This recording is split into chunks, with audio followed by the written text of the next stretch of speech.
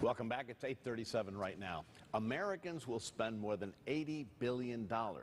That's a big number, getting their kids back to school during the next month. For a majority of us, the weak economy is still dragging down our own personal finances. Shari is joining us this morning with 3 back-to-school saving tips that you need to know. Shari, always good to see you. Thanks, John. $80 billion. I mean, that's a huge number.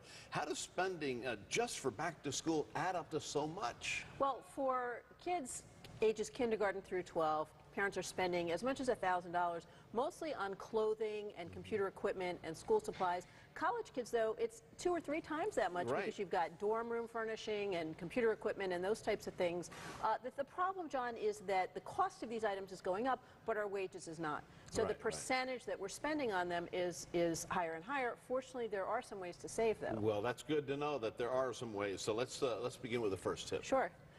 Well, one of the easiest things that you can do and that you should be doing is creating a list and a budget before you even think about hitting the stores. That's going to help keep you on track, but it's also going to help avoid the negotiations in the shopping aisles with your kids, which I know you have to know from your daughter. The wants. Right, I exactly. want this, I want that. Do you need it? But that's the thing. It's going to give you an opportunity to sit down and teach them the difference between wants and needs, and it's a great financial opportunity, and over half of today's parents say that they plan to do that for back-to-school shopping. All right, so you do that at whatever store, but what about the discount stores? Discount stores are great. I mean, we all love Costco, right? Yeah. The problem is that we end up spending more because we're buying these items in bulk. It's less per item, but overall we're spending more. So the tip there is to organize a play date and go with 2 or 3 of your kids' friends who also need the same items, include their mothers. Not only is it a way to have your own mini buying co-op, but it also helps your kids get back to acclimating socially for the fall and helps you get a jump start back in touch with these parents. No, that's right. And also, if you have a number of kids, if you have 3 or 4 kids, buying in bulk is always great.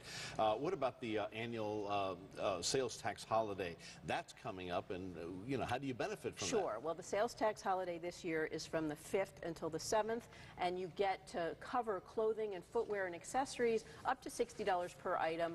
Also, school supplies up to $15 per item. The other advantage of shopping early is you have a larger selection to choose from, and of course you're not under a time crunch, so you can really shop around for price.